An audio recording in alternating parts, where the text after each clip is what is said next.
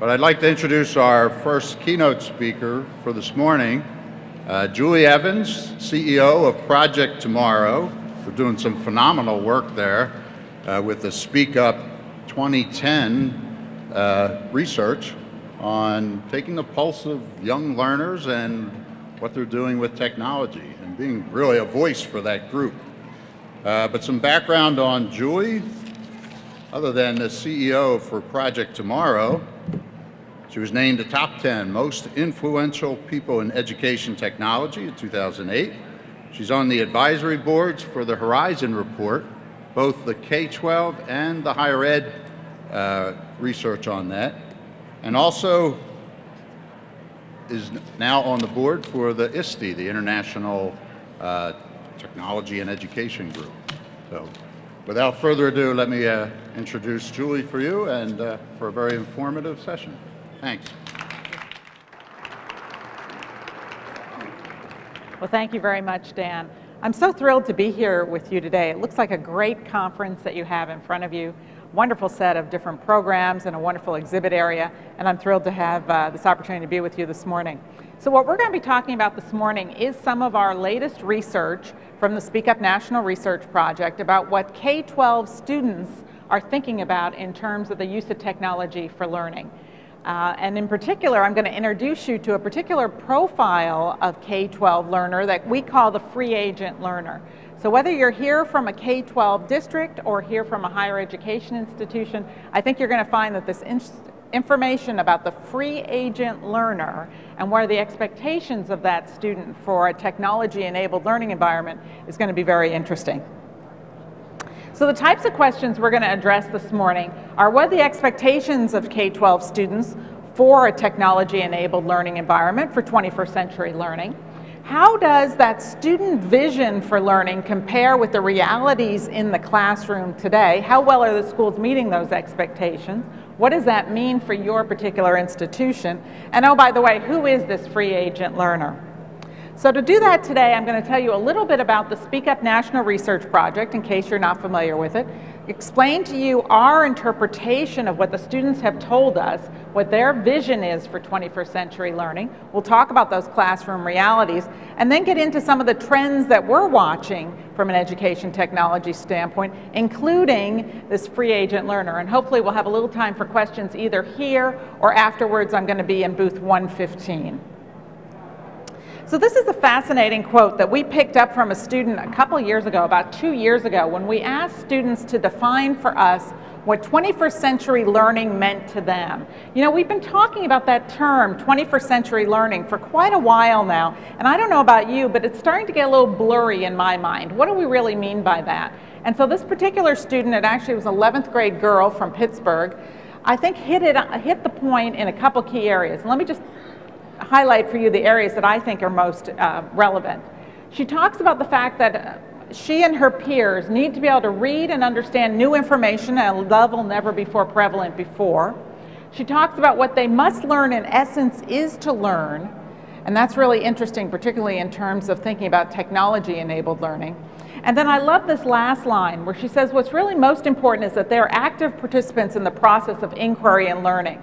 So as we go through some of the data findings today, why don't you keep in the back of your head this quote from this student, so articulate, so thoughtful, so well-meaning in terms of what she believes 21st century learning is, and we'll take a look at what that means in the overall student vision. So in case you're not familiar with the Speak Up National Research Project, let me tell you a little bit about that, since that's the data that we're going to be talking about here this morning. It is a national project. It's conducted every year in the fall with online surveys for K-12 students, teachers, parents, administrators. This year we had a special survey for librarians. It is conducted through online surveys, facilitated through K-12 schools or districts. So we don't get a random student or a random teacher. Entire schools, entire districts participate in the survey. There is no fee for the participation. We're a nonprofit organization. We make this available as a service. We take the national data and share it with policymakers, developers, program people all around the country, including Congress. And in fact, on last Friday, I was in Washington, D.C. and presented the same findings I'm sharing with you today to Congress last Friday. We do that to impact policy on education. We also give back to every participating K-12 school or district their own locally aggregated data and the national data to use for benchmarking and also to inform local programming. Since we started this in fall of 2003, we've had about 2.2 million online surveys submitted to us during that time frame from about 30,000 schools, not only here in the United States, but actually worldwide. The types of questions that are on the Speak Up survey are what you would imagine. It's about learning and teaching with technology. We ask the different audiences specific questions. We ask parents about internet safety. We ask teachers about professional development. And we ask all the respondents to give us commentary on the quote-unquote emerging technologies that we're finding in the marketplace, whether that's mobile devices, online learning, digital content, Web 2.0, games, the whole gamut of things. We also ask all of the different responding organizations to help us design that ultimate school classroom learning space. What type of technology do they think would have the greatest impact on learning? And I'm going to share some of that data with you here this morning as well. The particular data that we're going to look at today is our data from just this past fall. So the Speak Up online surveys from this fall, we had about 380,000 surveys that were submitted nationwide in the US. You can see the breakdown there of the different audiences. We did have participation from almost all 50 states, and the top 12 states are noted here of special significance, including Pennsylvania. We disaggregate our data looking at a number of different factors. Most notably, is it a rural school? Is it an urban school? Is it a high poverty school? Is it a majority minority school? And we take a look at all the analysis of that data in creating our national report. Here's what the breakdown is in participation from a couple of the key states that I think are represented here at the conference, be it Pennsylvania, New Jersey, or Delaware. So you can get a little bit of an idea of what the regional participation was. As we go through some of the data findings here today, I'm going to share with you some specific data from Pennsylvania, some from Delaware, some from New Jersey, and some compare and contrast with the national numbers as well. As I mentioned, on Friday, I was in Washington, D.C., and we released this report. It's the first of two reports on this year's national findings. This one was focused in on students and parents, and our second report, which will be released on May 11th, is focused in on the teachers, administrators, and librarians data. So last Friday, we talked about the aspirations of the clients of education, and then on May 11th, the opportunity to look at who are the enablers and empowerers of education. And so if you have the opportunity, if you'd like to come join us, it is on May 11th. Okay, so all of this Speak Up data that we've been collecting since 2003, what does it have to do with the future of learning? What does it have to do with the future of education? Well, actually what we have found is that when we look at how students are talking about using technology for learning, it really is a very nice proxy statement for how they want to address learning in general.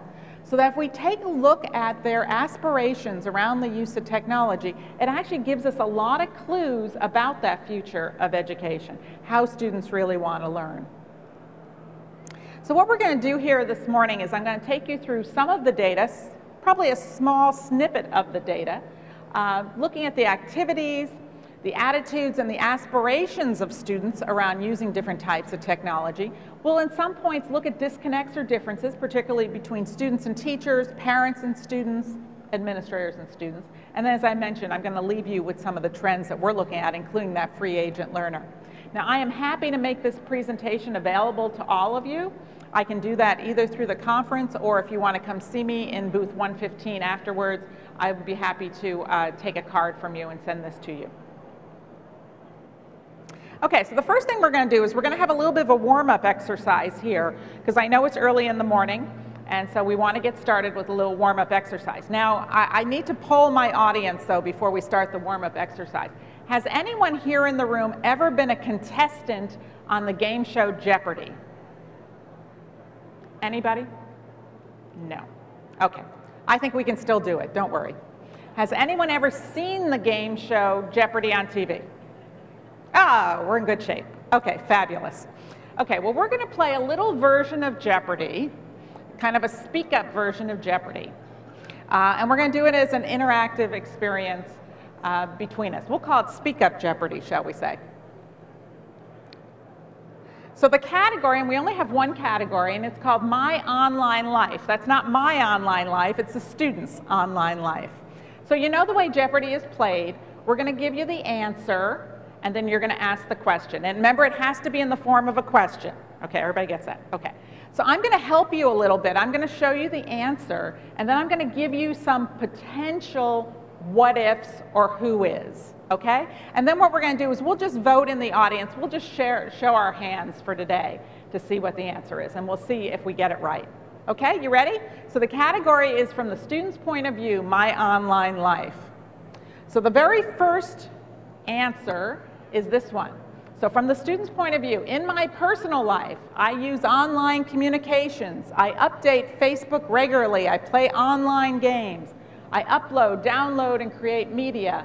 I use Google Docs for collaborative writing. I blog and contribute to wikis. Now, what I want you to do is tell me, who is this? Who do those characteristics represent? Remember, in the form of a question. So do we think it's a 2nd grade boy, a 6th grade girl, a 10th grade boy, a college sophomore, or a teacher or instructor that's under 32 years of age? Okay? So we're just going to vote by hand. Who thinks it's a 2nd grade boy? Okay, a few. A 6th grade girl. Okay. A 10th grade boy. A few people. College sophomore? All right. A teacher or instructor under 32 years of age. Okay, so it looked like the crowd favorite here was 6th grade girl, then followed by 10th grade boy. Okay, are you ready to find out what the answer is? Everybody's ready? It's like double jeopardy. It actually is a 6th grade girl. Okay, so let's dissect this a little bit. We'll kind of go off jeopardy and dissect this a little bit. So these are the things that 6th grade girls told us from this past fall that they're doing outside of school, actively using communication tools. Now remember, 6th graders are about 12 years old. As you can see, almost 50% of them are updating Facebook regularly, even though legally they're not supposed to be on Facebook. Okay? They're playing online games. Actually, under 6th grade and under, we see no differentiation between girls and boys in terms of online games. They have different interests in online games, but they're all playing online games. These 6th graders, these 12-year-old girls, are big media users, and they're also doing a lot more collaborative writing totally outside of school, not assignment-based, than maybe what you might believe. Let's go on a little bit. One of the things that we've found from the data, looking at the data over the last 7-8 years, is that in many ways, looking at what the students are doing outside of school is a very good predictor of how they would like to use technology inside of school. In fact, today's students are functioning for the rest of us like a digital advance team. Think of them as like a pace car or a trendsetter for the rest of us. So if we pay close attention to what they're doing, it actually is some really interesting hints. The other thing that we have found is that students continue to be frustrated with the unsophisticated use of technology within school. Not the lack of the equipment, not the lack of technology, it's the way it's being used. We started in fall of 2003 with the very first Speak Up surveys, and at that point we identified a digital disconnect between the way the students were living and learning with technology and how their teachers and administrators were presenting technology to them. Back in 2003, I never believed I'd be standing in front of you in 2011 and say that that disconnect not only continues, it's wider and much more persistent than ever before. Part of that is because the students are not just adopting the technologies today, they're actually doing much more adapting of those technologies for learning. So while the rest of us are still just adopting, they're adapting. What we came out with last year was this idea of a uniquely student vision for using emerging technologies. And it was based upon 3 key concepts. I'm going to take you through each one of these. The first one is that the students wanted to have learning that was socially based, They want to be able to leverage all the communication and collaboration tools that we know they're using outside of school within their learning life, not just for the communication capability, but actually to create a personal network of experts. That might be other students, it might be other teachers, it might be professionals in fields of expertise. They also were very interested in untethered learning, the opportunity to not be bound by their classroom walls, by their school boundaries, by their community boundaries, or by the wires that are connecting them to the school network. They really wanted to have learning that was taking in all of the different opportunities. They also were very interested in digitally rich learning. The idea of leveraging all of the rich digital content that's out there, and the ideas that the students had is that that brings in the relevancy and the context to the learning process, not just to increase their learning potential, but actually to increase their productivity. Now, what we're going to do this morning is that we're going to have a look at 3 key trends, and this is what we shared with Congress and in that new report. Mobile learning, online and blended learning, e-textbooks, and digital content. And all 3 of those encompass the social-based learning, the untethered learning, and the digitally rich. So we're going to take a little walk through, kind of a deeper dive into each one of these 3 key trends. The first one is mobile learning. And the number 1 slide I want to bring up for you around mobile learning is a question that we've been asking students almost since the beginning, which is, what is your access, personal access to mobile devices? Now, as you can imagine, we could spend a whole session just on this particular slide because it's fascinating. But I want to draw your eye to a couple interesting things. And by the way, this is data from Pennsylvania specifically, so if you're from Pennsylvania, this might have some resonance. Look at across the line there where it says smartphone. Middle school students in Pennsylvania, about a little bit more than a quarter of middle school students told us they have their own personal smartphone, and about 42% of high school students. We also see that we have definitely reached the tipping point in terms of iPods and MP3 players, and for the very first time we started asking students about personal access to iPads. And look at that really interesting number here in Pennsylvania in terms of 13% of kindergarten, first, and second graders told us they had a personal iPad.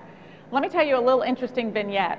In November, I was doing a focus group. I do focus groups all around the country with students. I was doing a focus group with some 5th graders in Queens, at a small school in Queens. And I have to be honest with you, it was somewhat of a frivolous question on my part. I asked the students, it was one class, there was 24 students in the class, do any of you have an iPad? This was in November.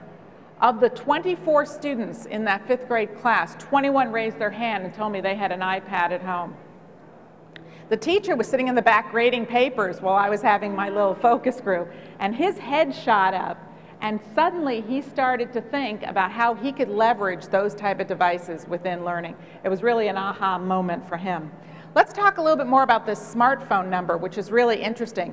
Your Pennsylvania numbers were a little bit lower than my national numbers, just a little tiny bit. You can see about 1/3 of middle school students and 44% of high school students told us they had a smartphone this past fall. What was most interesting to us is that was a 42% increase from fall 2009 to fall 2010. So if any of us are waiting for this era of mobile device and mobile learning to come, I've got news for you. From the student point of view, it's already here. We asked the students, so what do you want to do with these mobile devices? If you could bring them to school, how would they help you? And the students told us about 2 primary ways. The first way is to increase the effectiveness of the traditional school environment. They would use these particular devices to check grades, to take notes, to access online textbooks, to use the calendaring functions. So the same type of functions they're doing, just enabled by the devices. They also told us, though, that they want to be able to take advantage of some of those other unique capabilities of these devices and extend their learning. The idea of being able to do anytime, anywhere research, you can see almost 2/3 of your students in Pennsylvania and New Jersey said that that would be something that they would use the devices for. The idea of collaboration through these devices. The idea of creating documents and sharing those documents, and also recording lectures and labs so they can be reviewed later, whether that's an audio recording or a video recording. So really some interesting expectations that the students have for using those devices. We asked the administrators, what prevents you from allowing students to use their own devices right now? If they have them, why not use them? The number one response that came up from the administrators was that my teachers are not trained in how to effectively use them, which is obviously a very legitimate and realistic expectation. They also, though, talk about their concerns about network security, about theft, about digital equity issues. And this idea of digital equity issues is one that we've heard before in the field of education technology. We thought that was an interesting response from administrators, so we went to parents and we asked parents, I'm sorry, I'm gonna finish this one up and then I'll take you to the next one about parents. We asked the administrators, how likely are you this year to allow students to use their own mobile devices at school? And what we found out was that 2/3 of administrators said, no way, not gonna let the kids use their own devices. Now let me tell you what the parents said. So we went to parents and we said, well, what about your point of view? How do you feel about this? And so we asked parents, if your school allowed it, and it was to be used for educational purposes, how likely are you that you would buy a mobile device for your child to use at school? And you can see we get the total flip. 2/3 of parents say, in fact, they would be willing to do that. When we disaggregate that data and we look at it across several different spectrums, we see something very interesting. So for example, when we disaggregate and we look at the age of the child, we see very little difference between elementary school parents and high school parents in their interest. When we disaggregate and we look at urban, rural, and suburban communities, we see very little difference in that parent response. When we look at high minority or high poverty communities, we see very little difference in that response. What we are finding is that since parents are increasingly becoming, in particular, smartphone users themselves, they're seeing a lot of the benefits associated with having those type of devices. It keeps me better organized. I can get alerts. I can get in communication with people. I can get that anytime, anywhere research capability. And so they're getting a better resonance and aptitude for how those could be used within school directly. We also asked parents, how willing are you to buy a data plan for your child? And you can see a majority of the parents said that they would buy the data plan as well. Let's talk a little bit now about online and blended learning, which was that second trend that we talked about. And one of the things that we thought was really significant was the growth in student experiences with online and blended learning. So we took a look at, over time, from 2008, 2009, 2010, what students told us were the types of experiences that we were having. And what we're seeing today nationwide is about 30% of high school students have told us they've had some type of an online learning experience. It might be a blended experience, it might be a self-study class, it might be something that's a fully online class. We asked the students, so if you haven't taken an online class, would you like to? And I pulled for you your data, both your grades 3, 4, and 5, as well as your middle school data for Pennsylvania, New Jersey, and Delaware. And you can see, even at the younger grades, lots of interest in terms of taking an online class, as well as at the middle school years. We asked the students, so what's holding you back? If you're interested in taking an online class, where are the barriers? Where are the obstacles? What the students told us were mostly institutional barriers. I don't know about the classes offered at my school. My school doesn't offer classes. I don't know how to sign up. I don't know who to go to talk to about online learning.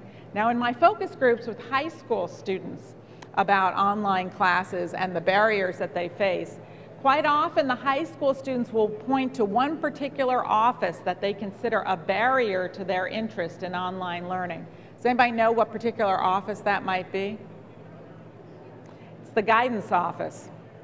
What they're finding is that many of their academic advisors or guidance counselors are not familiar with online learning, and in some cases are discouraging them from taking online classes, even if it's offered at their school.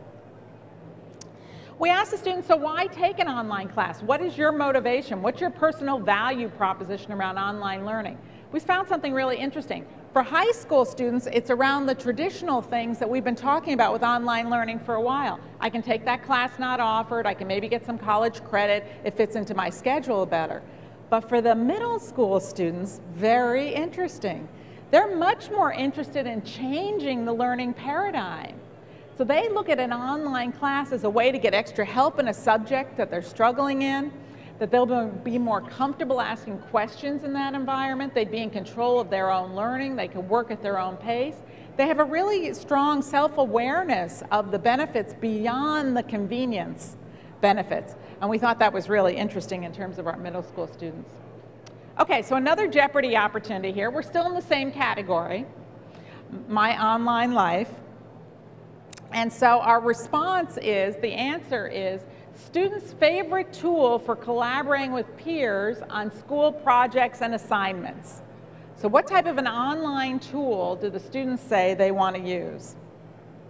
So what is, in the form of a question, here's our options: online chat, Skype, email, instant messaging and text messaging, or Facebook. How many people think it's an online chat? Skype? Few people. Email? Few. Instant messaging and text messaging? Okay. Social networking, Facebook. Okay, so it looked like here, just my scan of the audience, it looked like it was Facebook was number one, and then maybe instant messaging and text messaging number two. Okay, so you ready? It's actually instant messaging and text messaging. Now the numbers all came up high, so those of you that chose Facebook, it was right up there as well, and even email still is continuing to have some resonance with the kids.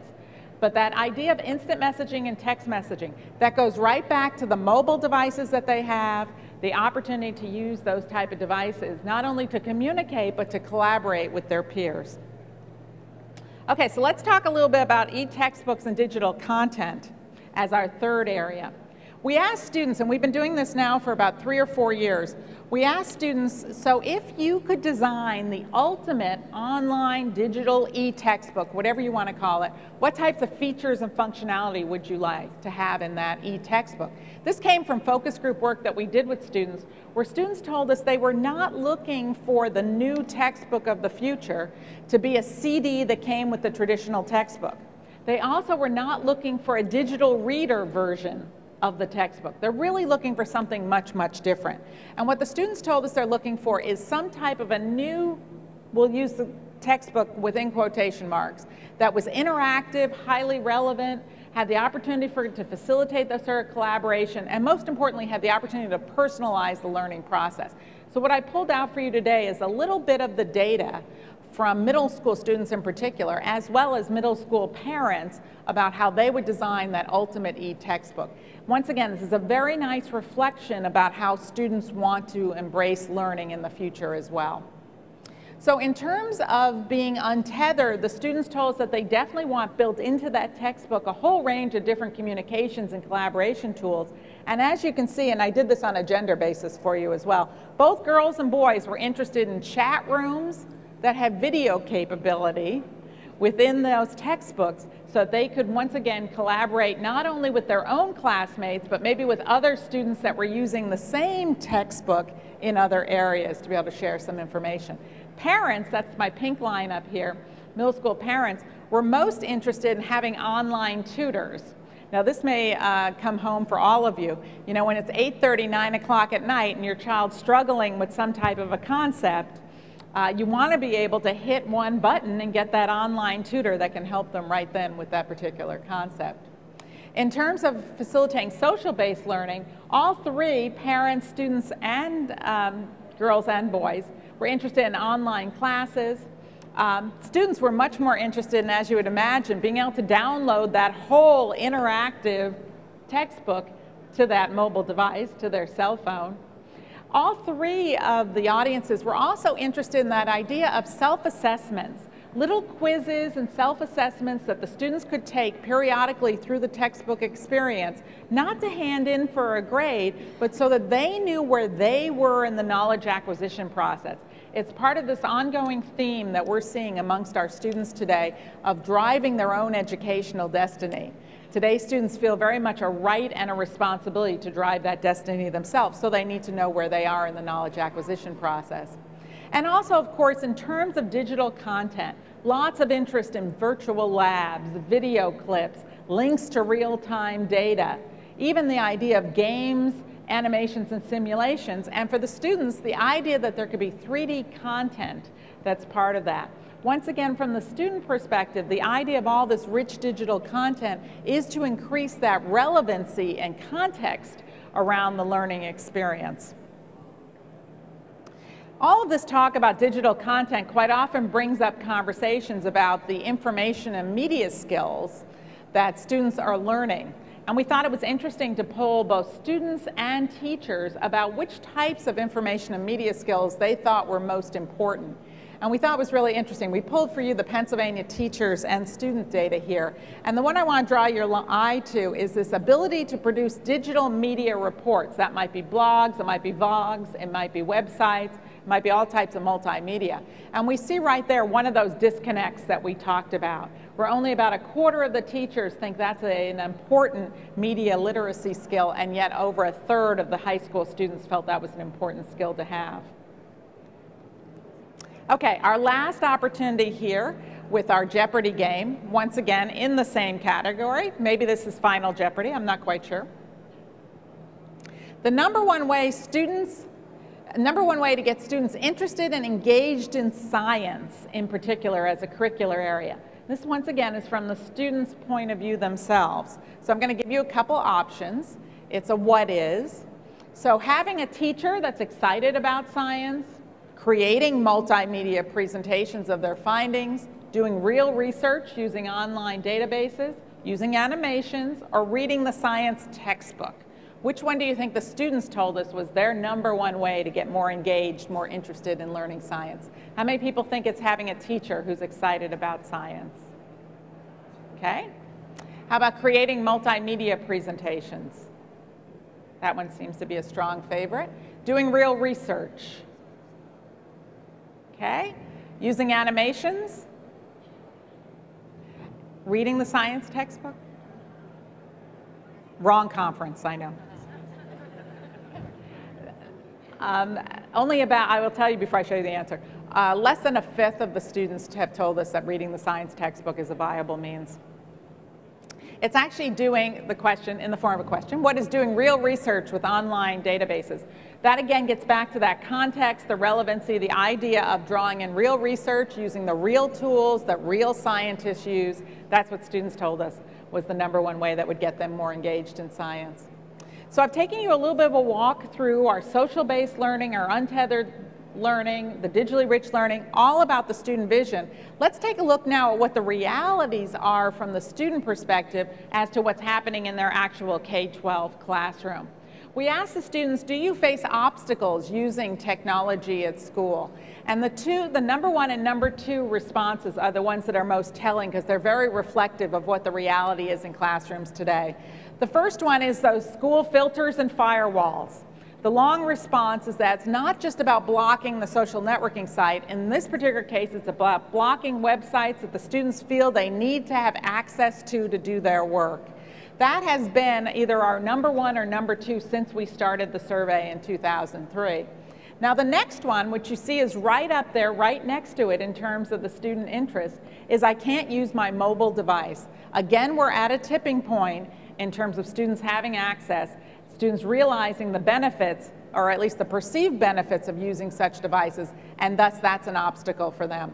Now a little bit further down, I want to draw your eye to teachers limit our technology use. This one bubbled up on our survey as one of the top 5 just a couple years ago. It does not mean teachers don't have the skills. That was a different response.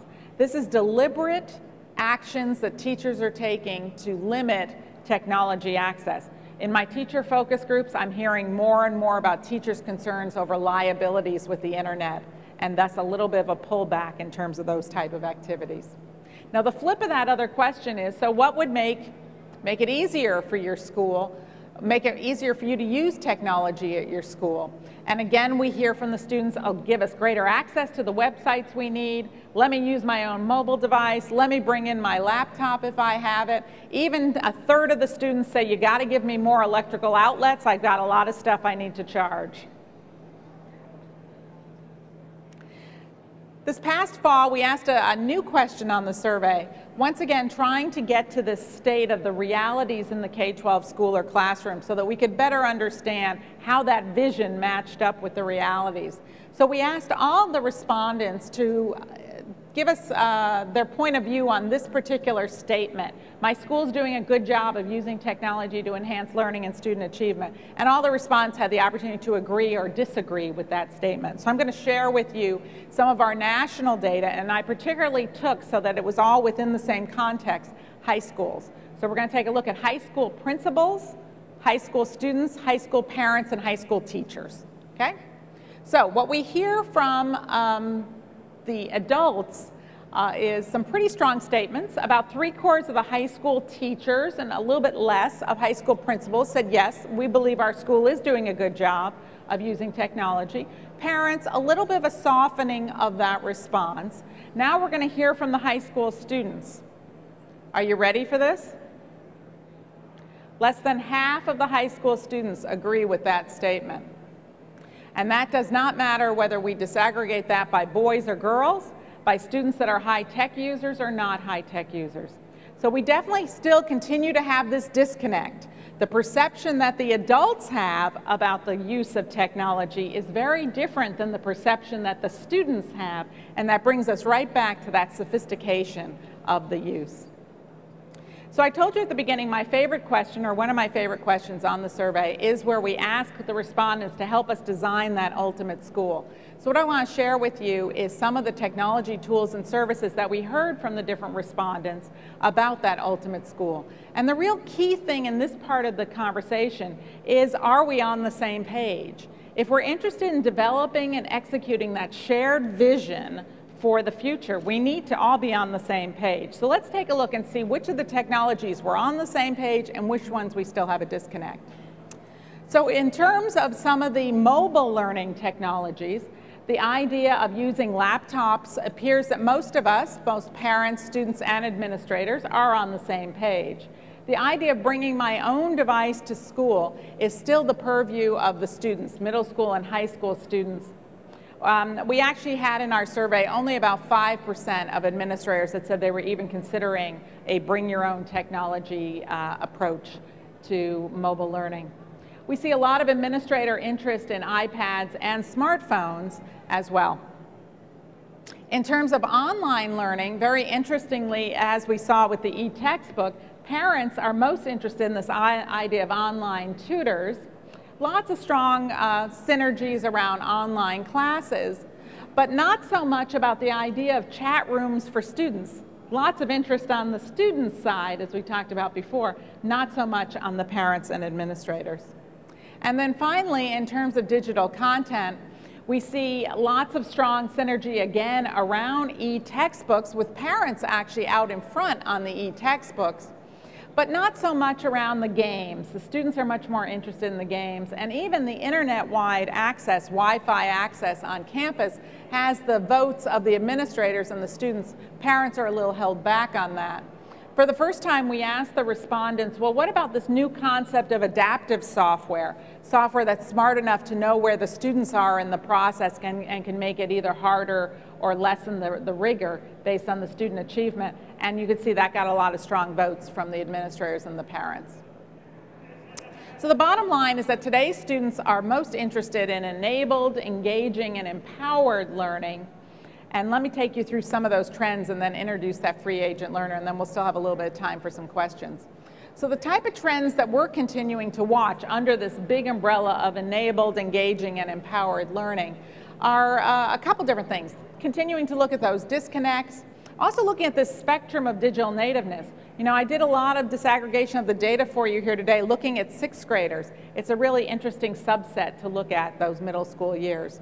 We also have found, as I mentioned before, that today's students are much more into adapting the technology, not just adopting it. So a particular vendor or manufacturer may have a particular idea in mind for how this technology is going to be used in the classroom. What's really fascinating is to see how the students are turning it 180 degrees and using it in a much different way, quite often to meet a need that they don't feel that is being met in a different way.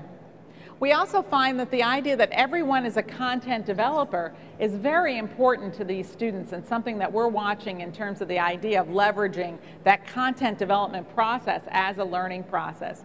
I will also tell you that for today's students, and this is a key trend for the students, the idea of informal and formal learning is totally blurred today. For today's students, learning is a 24/7 enterprise. School is a little tiny part of that, but the internet is a bigger part of that. So the idea that for many of us, school was the formal part and maybe going to a museum or an after-school program was the informal part doesn't have the same meaning for today's students. It's also, the other point I want to make up on the trends is that for a lot of us, when we talk about the value of technology within learning, we talk about students are more engaged. So when we ask administrators or teachers about the potential value of mobile devices, they'll say the students would be more engaged if we had a mobile device. When we talk about games, students would be more engaged if there was a gaming component to the education process. Actually, when I talk to students, they give a little bit of a lip service to that engagement story, talk much more about productivity. They actually use business terms such as, if I had this technology to use, it would make me more efficient, more effective. I could get more information. I could be a better collaborator. They're actually beyond engagement. They're into productivity, which would be about the same type of ways that we would talk about that technology. So let me introduce you to my friend, the technology-enabled free agent learner. We're stalking the free agent learner in our data, and so I'm sharing with you beginning snippets of seeing this profile come up. But I think it's relevant not only for our K-12 districts, but also very much for the higher ed institutions as well. Some of the key characteristics of this free agent learner is that they are driven by their own self-direction of the learning process. They take great heed in the idea that they need to be responsible for their own learning outcomes, whether that is something that can be delivered to them through their school or class or teacher, or whether they have to go out and find it on their own. They don't feel the same natural need to be tethered to traditional education.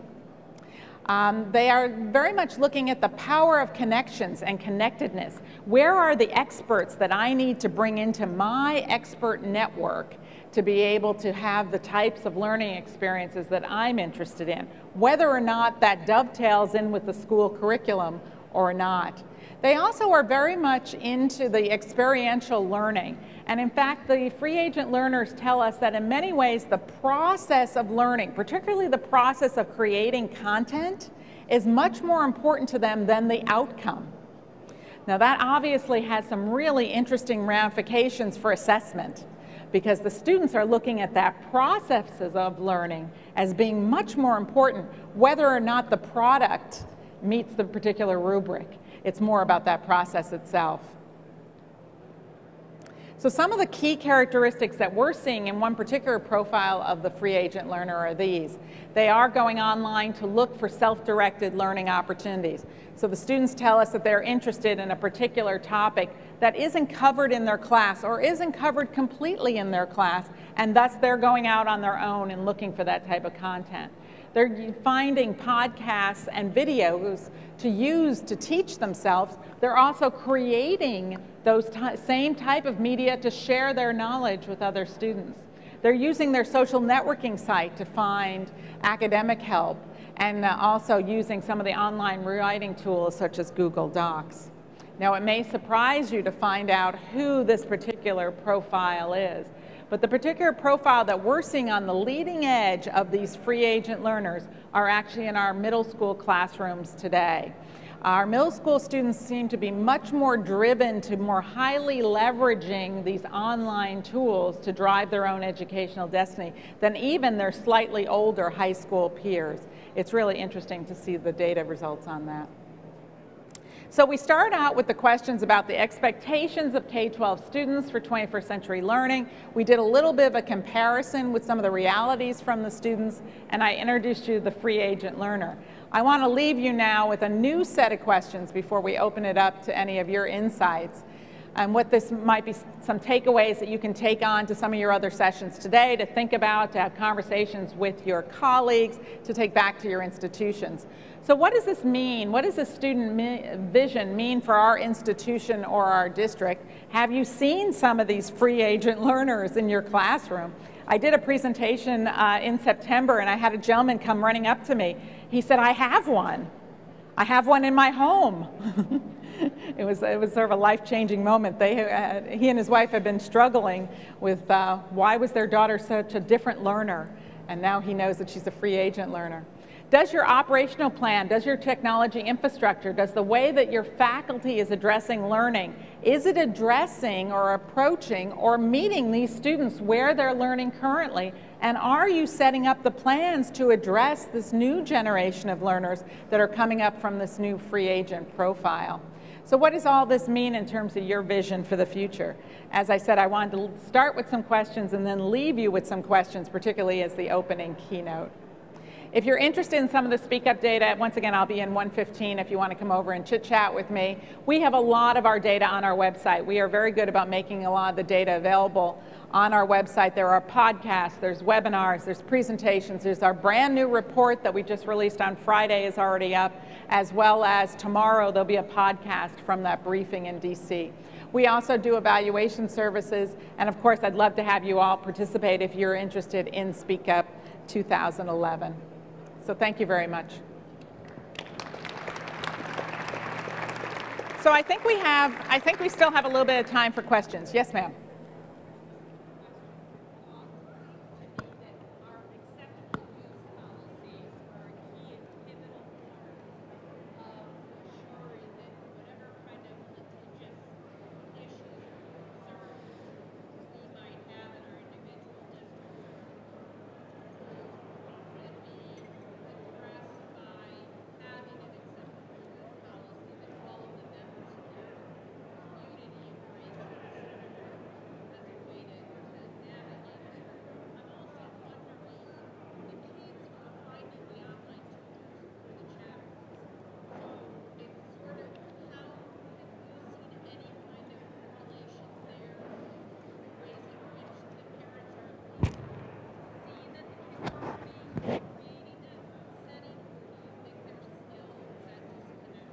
I think there is, so the question was, there was a comment about acceptable use policy and then also about the online tutors coming in through the chat rooms and where is there a disconnect there. I believe there still is a disconnect there. I think that that's where the parents are very interested in the online tutors coming in through the textbook, because that then gives them that safety and security. So I believe they know that that's happening, and it's amazing. It's amazing in my focus groups when the students tell me all the online tutors that they're finding. Some of them are just other students, some of them are actual tutors, all kinds of different opportunities. On the acceptable use thing, I heard something at a conference I was at just a couple of weeks ago where some school districts are actually changing some of their terminology away from acceptable use to responsible use, and starting to think about what is responsible use and putting it almost going with this idea of the students being the self-directed learner, and how do we teach responsible use, not just what can you do and not do. So sort of a different perspective there. Yes, ma'am. I noticed on your data that the students were really interested in the chat room, and the administrators and parents were not interested in the chat room, and yet that is where the tutors are. Do you think that the parents and administrators have sort of a generational problem with chat rooms? Because in the past, that's where kids would get in trouble and be stalked and have danger. And they think a chat room equals danger.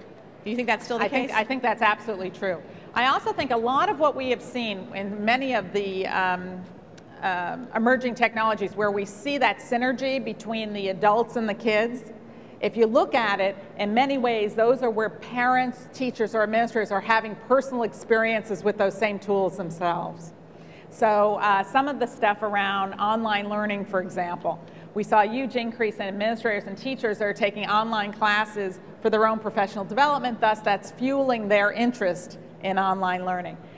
We have a lot of parents out there that have become gamers, and so they're getting more and more interested in gaming.